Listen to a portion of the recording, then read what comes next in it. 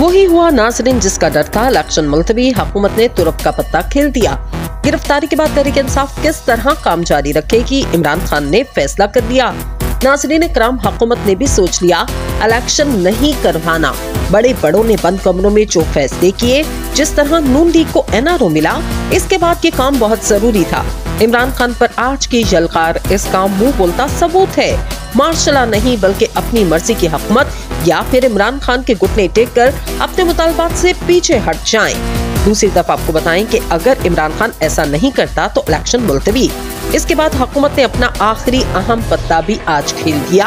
हुकूमत ने इलेक्शन के हवाले से इलेक्शन कमीशन को कह दिया 30 अप्रैल को इलेक्शन करवाने हैं या नहीं। इलेक्शन कमीशन ने हाथ खड़े कर दिए। कप्तान की गिरफ्तारी के बाद आखिर क्या होने वाला है?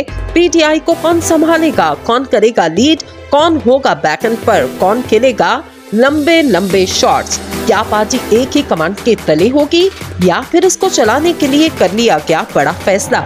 आने वाले चंद घंटे इंतहाई अहम करार।